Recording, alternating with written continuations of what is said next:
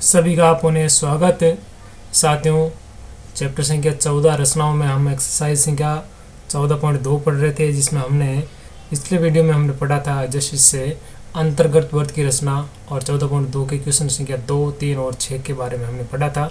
आज हम परिगत वर्ग के बारे में रचना पढ़ेंगे, तो उससे संबंधित क्वेश्चन संख्या 4 और 5 का अध्ययन इसमें करेंगे। तो चलते हैं हम प्रश्न संख्या 4 और 5 की ओर।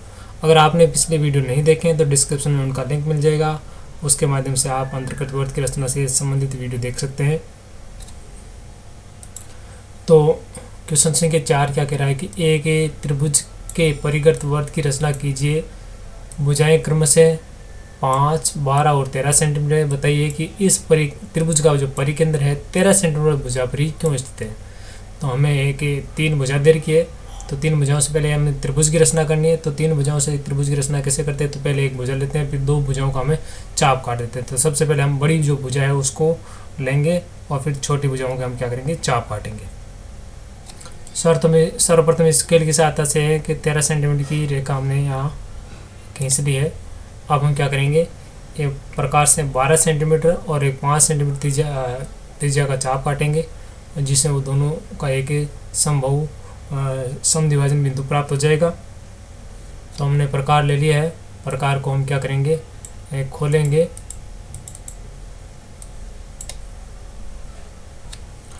तो ये हमने 12 सेंटीमीटर वाला चाप ले लिया है।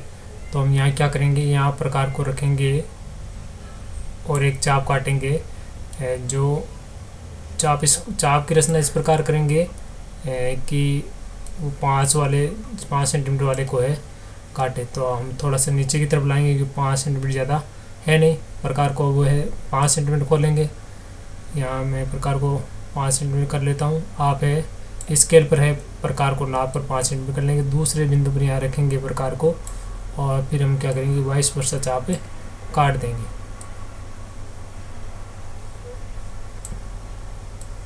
तो इस प्रकार है कि हमें हमारा तीसरा बिंदु प्राप्त हो गया। तो तीसरे बिंदु को हम इन दोनों बिंदुओं से उसको मिला देंगे। यहाँ से इसको मिला दिया तो लगभग यहाँ पर देखिए समकोण बन रहा है, क्योंकि एक 12 सेंटीमीटर है, दूसरे 5 है। दोनों का अगर वर्ग करे, उसका वर्गमूल करे तो 13 आता है, तो सामने ये कर्ण आ जाता है। तो एक समकोण त्रिभुज की रचना होती है। एक त्रिक है, समकोण का त्रिक है ये 5, 12 और 13। तो अब हम क्या करेंगे, परिकेंद्र की हमें जब रचना करने है तो हमें क्या करना है कि किन्हीं 2 भुजाओं का है समद्विभाजन करना है। भुजाओं का समद्विभाजन करना है, तो भुजाओं का समद्विभाजन कैसे करते हैं, प्रकार को आधे से ज़्यादा खोलें। तो सबसे पहले हम ये नीचे वाली जो भुजा है उसका समद्विभाजन करें। तो प्रकार को आधे से ज़्यादा खोल के प्रकार ले आते हैं, क्योंकि हमारी 13 सेंटीमीटर है तो आधे से ज़्यादा खोल लिया, ये हो गया। ठीक है। अब हम क्या करेंगे, 2 ऊपर है वो नीचे चाप काटेंगे। एक इधर चाप काट दिया और एक यहाँ हमने नीचे की ओर चाप काट देते हैं। वापिस प्रकार को इस तरफ रखेंगे, वाइस वर्सा दोनों चापों को काट देंगे यहाँ, और इधर काटेंगे तो ये हमारा पीछे वाला है छोटा रह गया।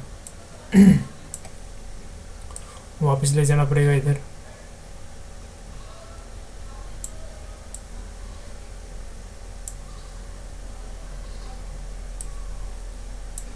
इसको मिलाते हुए हम रेखाखंड खींचेंगे, तो ये क्या हो जाएगा, इन दोनों बिंदुओं को मिलाते हुए खींचे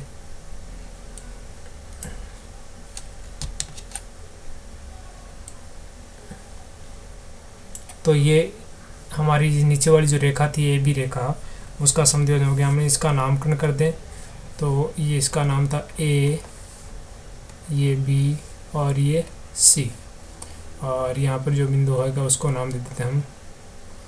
इसको नाम देने की वैसे आवश्यकता नहीं पड़ेगी।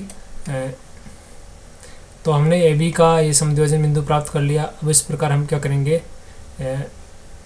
इस जो एस है उसका हम समद्विभाजन करें। तो एस सी कितनी है, 12 है। तो इसको भी हम क्या करेंगे, थोड़ा सा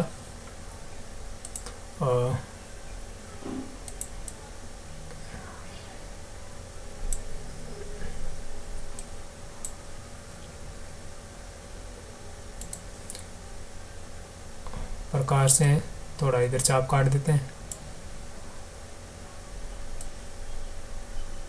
ठीक है। और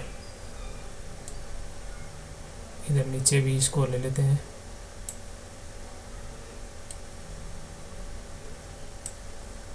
वापस इसको सी पर ले जाएंगे। वाइस वर्षा चाप काटने के लिए हम इधर ले आए, एक चाप कट गया, दूसरा चाप काटने के लिए ऊपर ले जाएं। तो दोनों चाप जो कट गए उनको हम क्या करेंगे, मिला देंगे।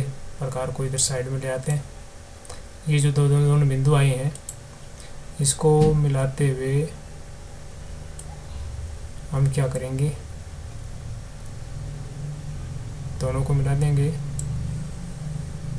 तो ये दोनों रेखाएं कहाँ मिल रही है, दोनों रेखाएं मिल रही है यहाँ पर, कहाँ मिल रही है, यहाँ पर मिल रही है। इसे ये जो समकोण वाली सॉरी ये से जो बड़ी वाली जो भुजा है उस पर,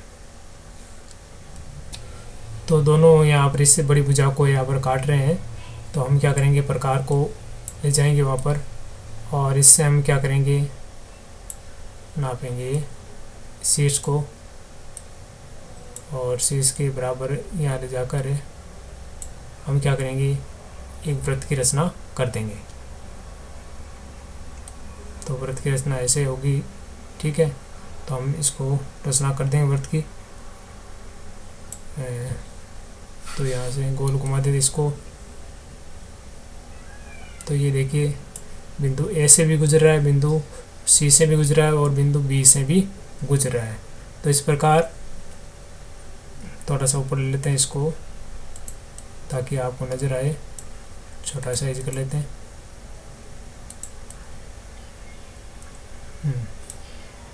तो इस प्रकार आप देख सकते हैं कि एक ये परिगत वर्त की रचना हुई जो बिंदु ए, बी और सी तीनों से गुजरता हो और ये जो परिकेंद्र है शीर्षों से बराबर दूरी पर होता है।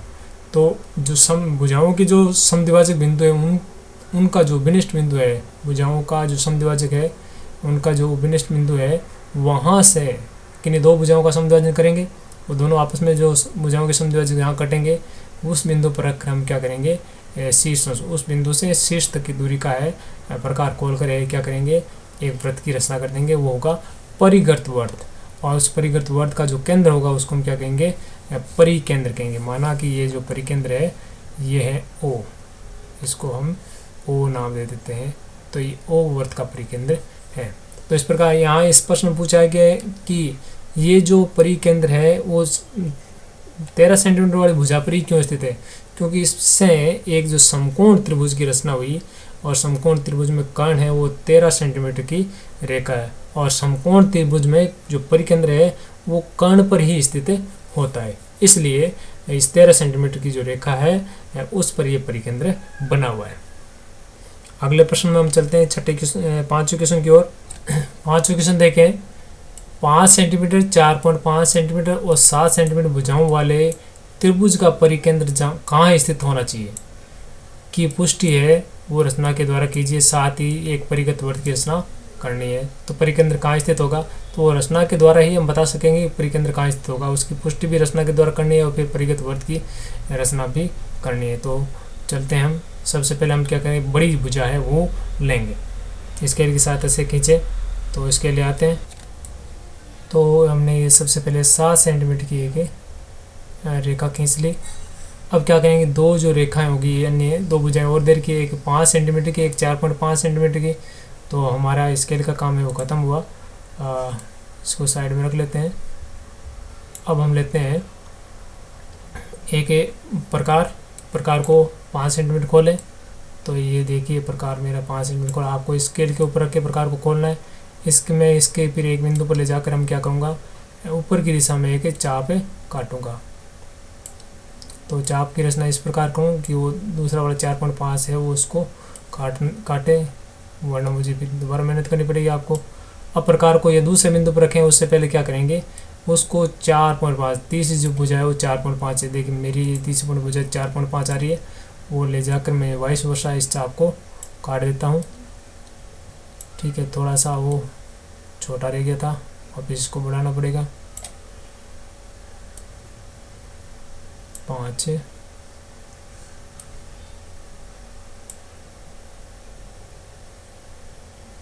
तो इस प्रकार इसको आगे बढ़ा दिया है। इन दोनों बिंदुओं को स्केल की सहायता से मिला दें।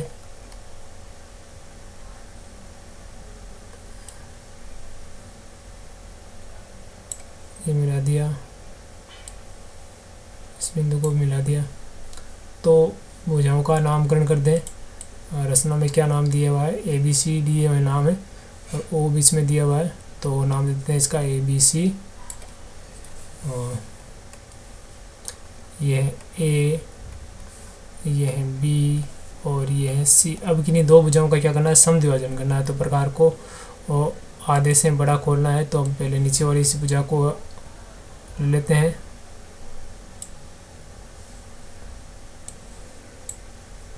नीचे वाली भुजा हमारी थी 7, तो हम प्रकार को 7 का आधा 4.5, 3.5 होता है।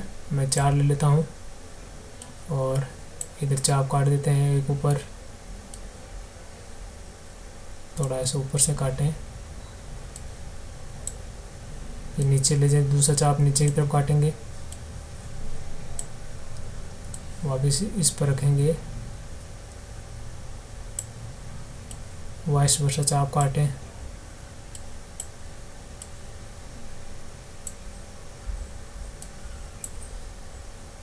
दोनों को मिला दें।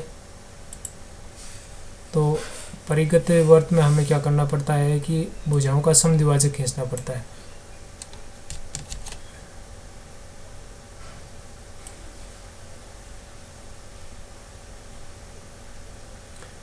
ये हो गया, ठीक है। आगे तक बढ़ा दें, कोई समस्या नहीं है।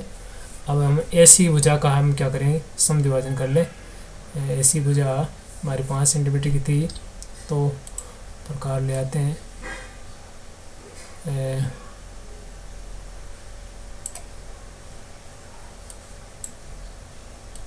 2.5 से 3 सेंटीमीटर खोल लेते हैं। चलो ये 3 सेंटीमीटर खोल लेता हूँ।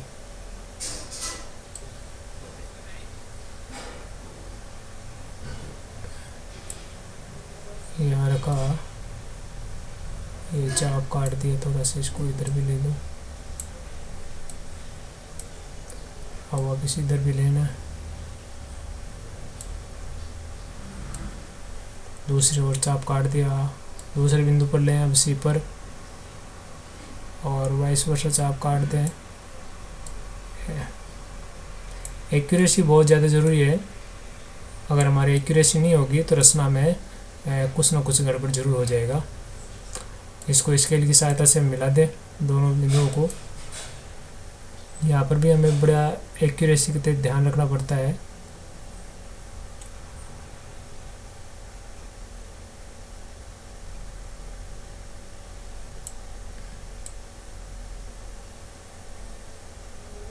ये जो रेखा थी इसको हमें इस तरफ भी बढ़ाना है। तो ये दोनों रेखाएं देखो कहाँ कट रही है। ये जो हमारी 13 सेंटीमीटर की जो रेखा थी उसके बाहर दूसरी ओर जो सबसे बड़ी भुजा है, सॉरी 7 सेंटीमीटर की जो सबसे बड़ी भुजा 7 की थी, ये 4.5, ये 5 की थी। ये भी 7 सेंटीमीटर, ऐसी ये 5 सेंटीमीटर, BC और 4.5 सेंटीमीटर। तो ये जो परिकेंद्र जो है बन रखा है, जो बड़ी भुजा है उसके बाहर की ओर, त्रिभुज के बाहर बड़ी जो भुजा है उसकी ओर ये बन रहा है। तो यहाँ से हम क्या करेंगे, इस शीर्षों को नापेंगे। और तो परिकेंद्र की स्थिति तो आपको पता हो गई कि कहाँ बनेगा परिकेंद्र, जो सबसे बड़ी भुजा है उसके बाहर, ठीक है। त्रिभुज की सबसे बड़ी भुजा की ओर और उससे भी बाहर त्रिभुज से परिकेंद्र की रचना होगी। अब हम इसको प्रकार को ले आते हैं और इस बिंदु से क्या करेंगे, शीर्ष को नाप लेते हैं।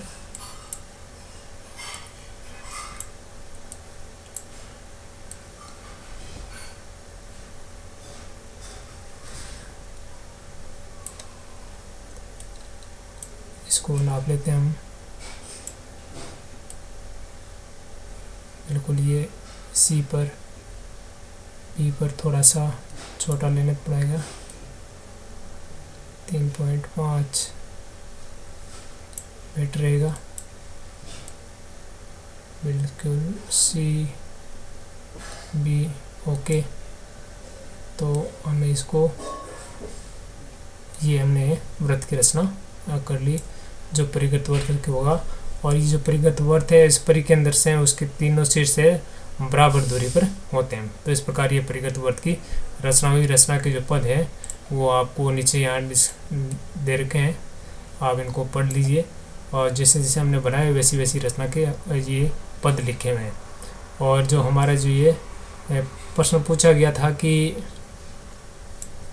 ये परिकेंद्र कहाँ स्थित होगा, तो परिकेंद्र है वो हम लिख दें इसमें या कि परिकेंद्र त्रिभुज की सबसे बड़ी भुजा ए बी के की ओर त्रिभुज से बाहर स्थित होगा।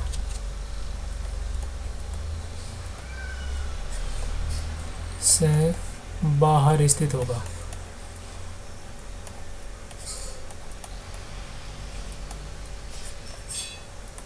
ठीक है, ये हमारा हो गया। तो इस प्रकार हमने इस वीडियो में त्रिभुज के परिकेंद्र की रचना के बारे में हमने अध्ययन किया। आशा करता हूँ कि आपको वीडियो अच्छा लगा होगा और मेरे साथ बने रहिए और आपके लिए इसी प्रकार और अन्य वीडियो लेते आएंगे। और हमारा पहला प्रश्न रह गया था, तो हम पहला प्रश्न ले लेते हैं। निम्न में से सत्य और असत्य बताइए और यदि उत्तर संभव है तो कारण भी बताइए। ठीक है, पहला प्रश्न है कि समबाहु त्रिभुज के अंतर्गत वर्त और परिगत वर्त की रचना एक ही बिंदु को केंद्र मानकर की जा सकती है। तो हमने जो दूसरा क्वेश्चन पढ़ा था उसमें हमने देखा था, ये दूसरा क्वेश्चन है, ये समबाहु त्रिभुज था, उसमें ये जो अंतर्गत बिंदु था वो और परिगत बिंदु है दोनों एक ही होते हैं। समबाहु त्रिभुज में अंत्यकेंद्र, परिकेंद्र और लंब केंद्र तीनों एक ही बिंदु पर होते हैं। तो ये बात है सत्य है। ठीक है, क्योंकि समबाहु त्रिभुज के अंतर्गत के अंत्यकेंद्र, परिकेंद्र और लंब केंद्र परस्पर संपाती होते हैं। संपाती मतलब एक ही बिंदु पर होते हैं। दूसरा प्रश्न है कि त्रिभुज की सभी भुजाएं उसके अंतर्गत वर्त को स्पर्श करती है। तो क्या सभी भुजाएं अंतर्गत वर्त की अंत्य केंद्र से जो अंतर्गत वर्त बनाएंगे तो किसको स्पर्श करता है? भुजाओं को स्पर्श करता है। जबकि परिकेंद्र में किसको स्पर्श करता है? शीर्षों को। तो सही है, क्योंकि अंतर्गत वर्त की रचना के लिए अंत्य केंद्र से भुजा पर डाले गए लंब को त्रिज्या मान कर ही करते हैं और वो त्रिज्या सभी भुजाओं से समान दूरी पर स्थित होती है। तीसरा क्वेश्चन, त्रिभुज का परिकेंद्र उसकी एक भुजा पर स्थित होता है तो वह त्रिभुज अधिकोण त्रिभुज होता है। तो ये तो बिल्कुल बात गलत है, क्योंकि हमने पढ़ा था कि समकोण त्रिभुज में जो सबसे बड़ी भुजा होती है उसी पर स्थित होता है। अन्यथा बाकी अन्य त्रिभुज हो, चाहे न्यून कोण हो, अधिक कोण हो या विषम हो, किसी प्रकार का त्रिभुज हो, उसमें भुजा पर परिकेंद्र नहीं स्थित होता है। या तो अंदर स्थित होता है त्रिभुज के या बाहर स्थित होता है। परिकेंद्र केवल समकोण त्रिभुज वाले त्रिभुज में ही भुजा पर स्थित होता है और वो भी सबसे बड़ी भुजा पर। तो असत्य है, केवल समकोण त्रिभुज में ही कर्ण पर स्थित होता है। चौथा क्वेश्चन हम देखें। चौथा क्वेश्चन क्या कह रहा है? त्रिभुज का परिकेंद्र त्रिभुज के अंदर स्थित होता है जब वे न्यून कोण त्रिभुज होता है। तो न्यून कोण त्रिभुज में त्रिभुज का परिकेंद्र त्रिभुज के अंदर स्थित होता है, बिल्कुल सही है। समकोण में कर्ण पर स्थित होता है और अधिक कोण में वो त्रिभुज के बाहर स्थित होता है और सबसे बड़ी भुजा की ओर स्थित होता है। सबसे बड़ी भुजा के बाहर की ओर स्थित होता है। तो ये परिकेंद्र की स्थिति हो गई। और अंत्य केंद्र तो सभी स्थितियों में, चाहे त्रिभुज कैसा भी हो, अंदर ही स्थिति होता है। त्रिभुज के अंतर्गत वर्त की रचना त्रिभुज की दो भुजाओं के लंब समद्विभाजकों के प्रतिच्छेद बिंदु को ज्ञात करके की जाती है। बिल्कुल नहीं, भुजाओं के लंब समद्विभाजक थोड़ी खींचते हैं। अंतर्गत वर्त तो कोणों का समद्विभाजन करके उनके समद्विभाजकों के प्रतिच्छेद बिंदुओं को ज्ञात करके की जाती है। जबकि यहाँ जो बात की गई भुजाओं के लंब समद्विभाजकों के प्रतिच्छेद बिंदु से, तो वो तो परिकेंद्र होता है, परिगत वर्त होता है, तो ये असत्य है। असत्य क्योंकि अंत्य केंद्र की रचना त्रिभुज के दो कोणों के अर्धकों के प्रतिच्छेद बिंदु को केंद्र मानकर की जाती है। तो इस प्रकार हमने 14 पॉइंट 2 प्रश्नावली है वो पूर्ण रूप से अध्ययन कर ली है। आशा करता हूँ आपको काफ़ी सहायता मिली होगी। कमेंट करके अपनी राय जरूर दें, वीडियो को लाइक ज़रूर करें। एक हमारा छोटा सा बिंदु रह गया, वर्त पर स्पर्श रेखाओं की संख्या कितनी होती है, तो वो वीडियो हम अगले में पढ़ेंगे। छोटा सा वीडियो लेंगे, उसमें पढ़ेंगे वर्त पर स्पर्श रेखाओं की संख्या कितनी होगी। तो मेरे साथ बने रहिए और अगले वीडियो में हम 5 स्थितियाँ पढ़ेंगे जिसमें बताएंगे कि कब कब वर्त पर स्पर्श रेखाओं की संख्या कितनी होगी। धन्यवाद।